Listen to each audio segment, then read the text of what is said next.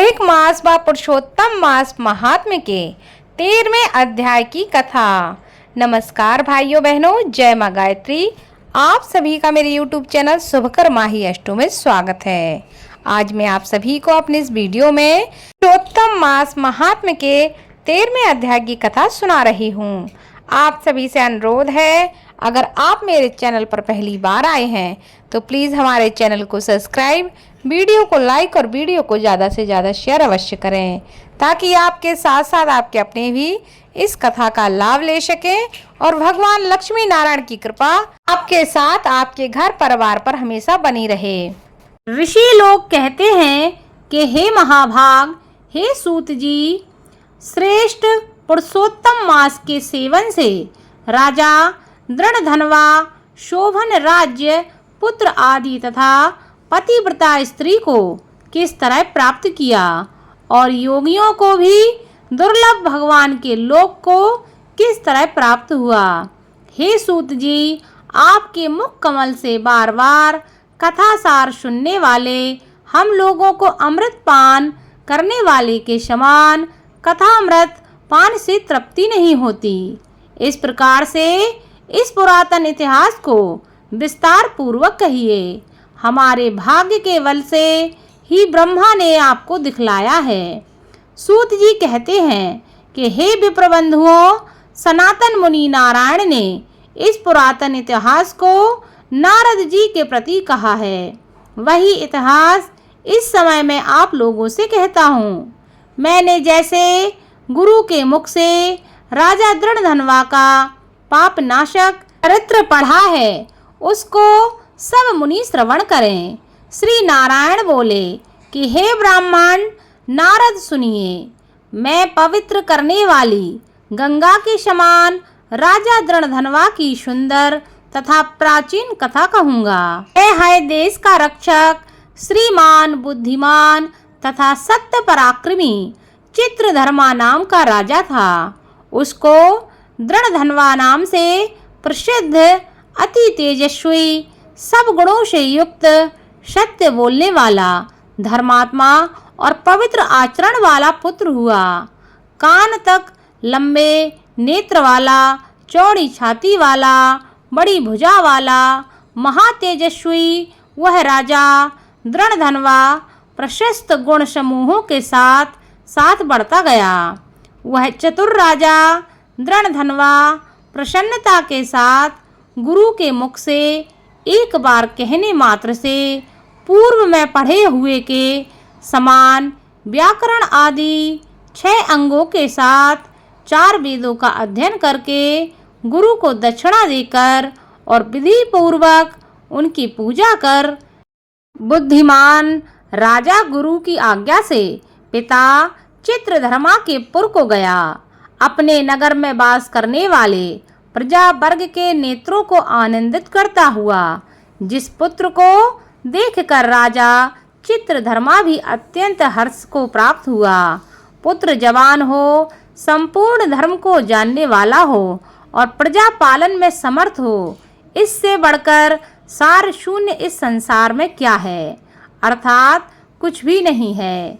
अब मैं 2 भुजा वाले मुरली वंशी को धारण करने वाले, प्रसन्न मुख वाले, शांत तथा भक्तों को अभय देने वाले श्री कृष्ण चंद्र की आराधना करता हूँ। जिस तरह ध्रुव, अम्बरीश, साती प्रमुख राजा और शिबी, रंतिदेव, शशबिंदु, भागीरथ, भीष्म, विदुर, दुष्यंत और भरत, पृथु, उत्तानपाद, प्रहलाद, विभीषण, भ्राति, यह सब राजा तथा और अन्य राजा लोग भी अनेकों लोगों को त्याग कर इस अनित्य शरीर से पुरुषोत्तम भगवान का आराधन करके नित्य सदा रहने वाले विष्णु पद को चले गए।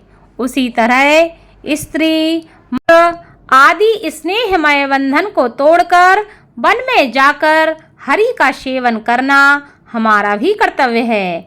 ऐसा मन में निश्चय करके समर्थ राजा दृढ़धनवा को राज्य का भार देकर स्वयं विरक्त हो शीघ्र पुलह ऋषि के आश्रम को चला गया। वहां जाकर संपूर्ण कामनाओं से निष्प्रय होकर और भोजन त्याग कर हर समय श्री कृष्ण चंद्र का स्मरण करता हुआ तप करने लगा। कुछ समय तक तप करके वह राजा चित्रवर्मा हरि भगवान के परम धाम को चला गया। दृढ़धनवा ने भी अपने पिता की वैष्णवी गति को सुना। उस समय पिता के परम धाम गमन से हर्ष और वियोग होने से शोक युक्त राजा दृढ़धनवा पितृभक्ति से विद्वानों के वचन में स्थित होकर पारलौकिक क्रिया को करने लगा। नीति शास्त्र में विशारद चतुर राजा दृढ़धनवा अत्यंत शोभित पवित्र पुष्करा वर्तक नगर में राज्य करने लगा। अच्छे स्वभाव वाली विदर्भ राज की कन्या उसकी स्त्री गुणसुंदरी नाम की थी। पृथ्वी पर रूप में उसके समान दूसरी कोई स्त्री नहीं थी। उस सुंदरी ने सुंदर चतुर और शुभ आचरण वाले 4 पुत्र उत्पन्न किए और संपूर्ण लक्षणों से युक्त चारुमती नामक कन्या को भी जन्म दिया। चित्रबाक, चित्रवाह, मणिमान और चित्रकुंडल नाम वाले सुंदर और गुणवान संतान प्राप्त किए। सब बड़े मानी शूर अपने अपने नाम से पृथक विख्यात होने लगे। राजा दृढ़धनवा सर्वगुणी, प्रसिद्ध, शांत, दांत, दृढ़ प्रतिज्ञ, रूपवान, गुणवान, वीर, श्रीमान, स्वभाव से सुंदर, 4 वेद और व्याकरण आदि 6 अंगों को जानने वाला, वाग्मी, बात करने में चतुर, धनुर्विद्या में निपुण, काम, क्रोध, लोभ, मोह, मद और मात्सर्य को जीतने वाला और शत्रु समुदाय का नाश करने वाला, क्षमा में पृथ्वी के समान, गंभीरता में समुद्र के समान, क्षमता, समव्यवहार रखने वाला, पितामह ब्रह्मा के समान, प्रसन्नता में शंकर के समान, एक पत्नी व्रत में एक ही स्त्री से विवाह करने का व्रत को करने वाले दूसरे रामचंद्र के समान, अत्यंत उग्र पराक्रमशाली दूसरे कार्तवीर अस्त्रार्जुन के समान था। नारायण बोले, एक समय रात्रि में शयन किए हुए उस राजा दृढ़धनवा को चिंता हुई कि अहो, यह वैभव संपत्ति किस महान पुण्य के कारण हमने प्राप्त की है। ना तो मैंने तप किया है, ना ही मैंने दान किया है और ना ही मैंने कोई हवन ही किया है। मैं इस भाग्योदय का कारण किससे पूछूं। इस प्रकार चिंता करते ही राजा दृढ़धनवा की रात्रि बीत गई।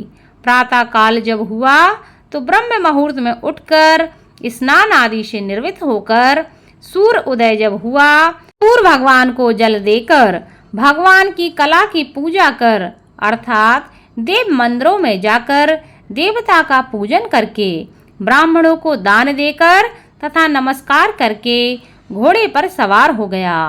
उसके बाद शिकार खेलने की इच्छा से ही शीघ्र ही वन को चला गया।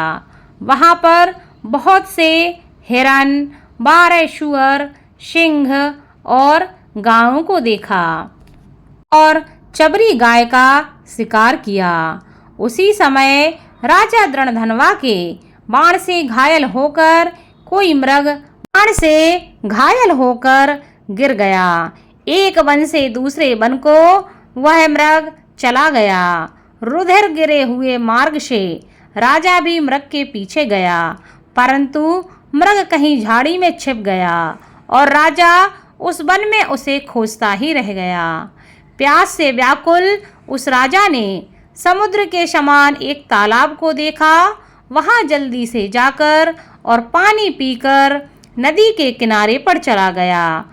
इसके बाद वहीं एक विशाल बट वृक्ष को उसने देखा और उसकी छाया में वह खड़ा हो गया। उस वृक्ष की जटा में घोड़े को बांधकर राजा वहीं बैठ गया।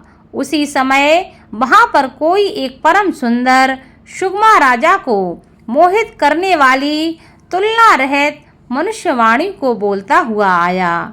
केवल राजा को बैठे देखकर उसको संबोधित करता हुआ बोला। एक ही श्लोक को बार बार पढ़ने लगा कि इस पृथ्वी पर विद्यमान अतुल सुख को देखकर तू तत्व आत्मा का चिंतन नहीं करता तो इस संसार के पार को कैसे जाएगा। बार बार इस श्लोक को राजा दृढ़धनवा के सामने पढ़ने लगा। राजा उसके वचन को सुनकर प्रसन्न हुआ और उस पर मोहित हो गया कि इस सुख पक्षी ने दुख से जानने योग्य सार भरे हुए नारियल फल के समान अगम्य एक ही श्लोक को बार बार पढ़ते हुए क्या कहा।